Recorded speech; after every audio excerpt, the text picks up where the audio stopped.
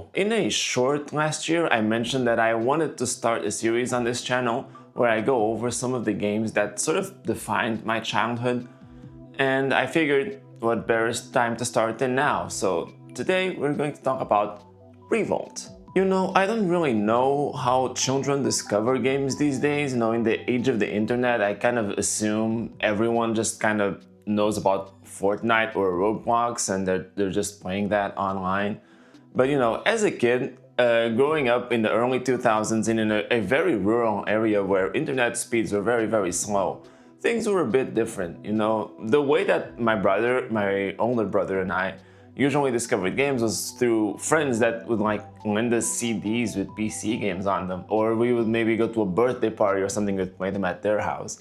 And that happened a lot with us, and that was the case with Revolt. I have this sort of fuzzy, vague memory of being at a birthday party for one of my brother's friends, and I walked into this room and they were playing on the computer, and there was this game where they were playing as a UFO, I think. And I'm not even sure if this memory is real, because there is no UFO vehicle in Revolt, in the base game at least. But it is a game that is very well known for being like very easy to mod and add content to it, so maybe that's what's going on. But I do remember seeing like this image of a UFO and they were riding on one of the tracks that I know is in Revolt. So maybe I'm sort of making that up, I'm not entirely sure. But this memory was engraved in my mind for so long that, you know, many years later when I was already in high school, I wanted to revisit this game. I wanted to find out what this game was and play it again. And that's when I kind of learned a lot more about it, you know, everything that it has to offer and all of the content in it. So this was a pretty impactful game, you know, in my childhood and later, a little bit later in life when I was in high school, like I said. And it's really cool. You know, I played this game last week on stream and I had a lot of fun with it, even though I got a little frustrated. So I just want to talk about it because it did impact my early life a lot. So what is Revolt? Well, it's a racing game published by a company called Acclaim back in 1999 when I was only 4 years old. And even though it's a racing game, it's a little different from the norm. You know, you're not racing with like actual cars. All of the vehicles in this game are toy cars, RC cars.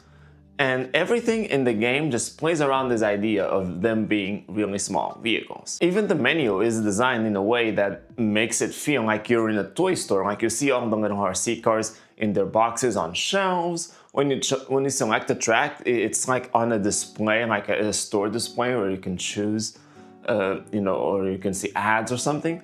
So it's almost like a store or maybe like an RC circuit place where you would go to race RC cars against other people. Like it's all very well contextualized as being like this world where the vehicles are really small and just everything else looks huge. And that really carries over when you get into the races. You know, you're driving these really small vehicles in areas that you normally wouldn't see in a racing game because these are RC cars, they're toys.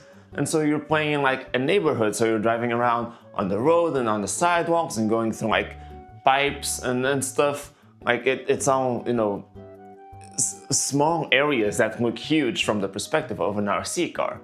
There are tracks in museums, supermarkets. There's like a whole lot of tracks that just contextualize this game as being a very, you know, it's a human-sized normal world, but from the perspective of a car, it looks very big, and so it makes for really interesting and fun race courses. I think it's really cool when you have a game that puts you in this perspective of a normal world, but seen from the eyes of a very small object, you know, stuff like Pikmin, but in this case it's with racing, and it's really cool. And that small aesthetic actually applies to the items as well. So this is sort of like a kart racer, sort of like Mario Kart.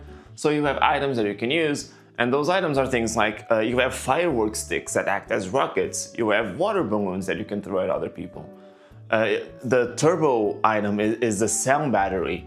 So like it's all, like the items don't all nail that sort of vibe, but a lot of them do, and it does make everything come together really well. Like I think the aesthetic and the vibe of this game is really, really perfect for what they were trying to do. And the game is really fun to play too. Like, RC cars don't really drive like normal cars. They're very easy to like spin out and just they're a little loose to control and a little weird sometimes. But the game feels really fast-paced, and you're always moving and trying to get ahead. So it's never like super frustrating. You're always just excited to get back in the action and keep going. So it really is a very fun game to play, even when it's a little more challenging. You want to learn the intricacies of the controls and everything, and it makes it really rewarding to actually do well. And another thing that I think this game does really, really well is the progression system and the amount of content that it has to offer. Because there are a lot of cars and a bunch of game modes in this game, and the game really encourages you to get familiar with those game modes. So like, there's modes like single race, championship, time attack, and things like that. And someone like me, I kind of always like going for just championship. Just that feels like the most sense of progression you usually get in a video game is like championships or campaigns or something like that. So that's where I usually go. But if you do that in this game, you're really not going to see all of the content or even close to it, because there's 4 championships that you can play through, but winning each one only unlocks 2 extra vehicles.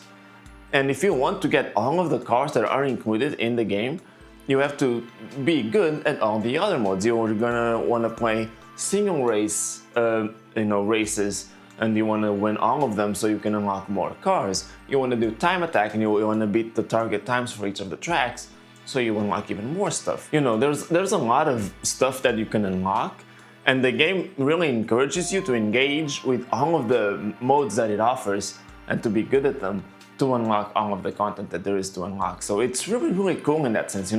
It's not like Mario Kart where you get coins in the tracks, and when you reach a certain number of coins, you unlock something or some customization part. Like, that feels a little bit random.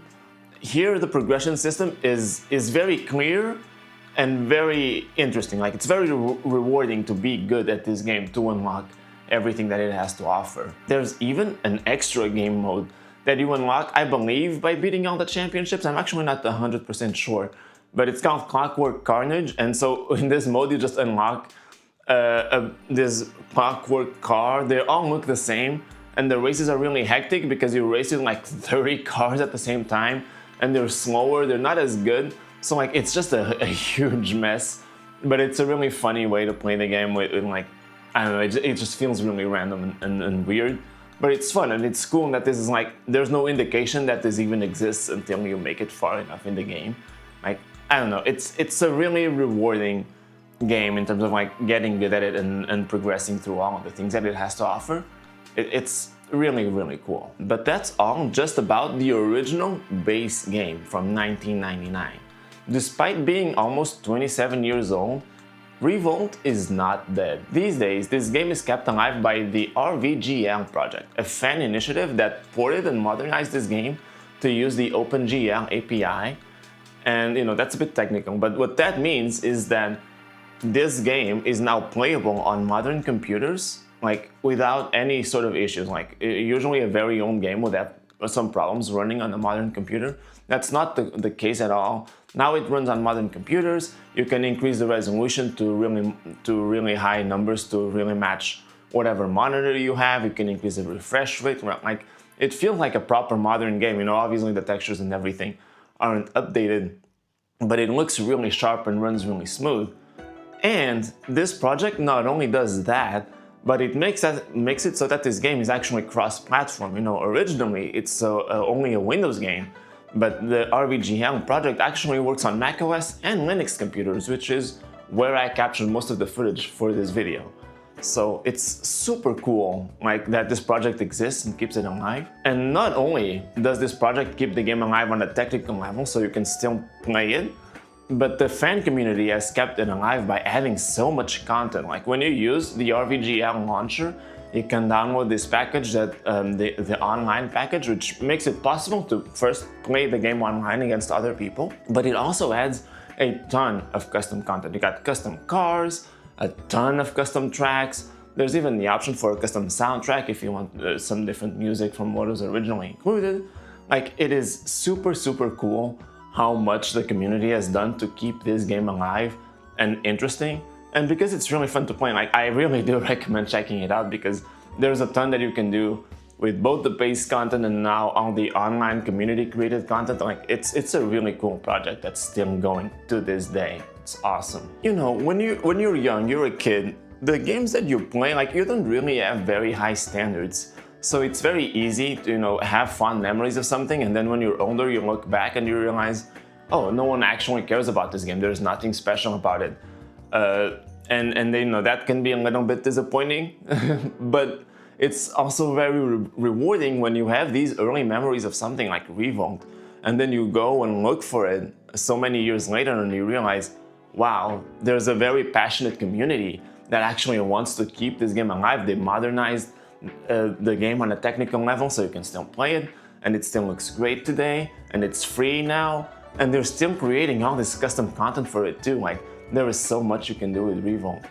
And you know, as someone who has these childhood memories, it's sort of validating because you look back on it and like, huh, you know, I wasn't the only one who felt this way about this game. There are people that cared enough to actually do all of this and keep this game alive, even though there was never like an official sequel or anything. Like, that is really, really nice, you know? So yeah, if this makes you curious, I've linked the website for the RVGL project below. I highly recommend downloading the game, checking it out. It's completely free. There's nothing weird with it. Just give it a look. It's really fun.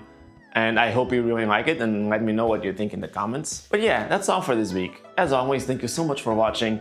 Please consider liking the video and subscribing to the channel. And I'll see you next week. Bye!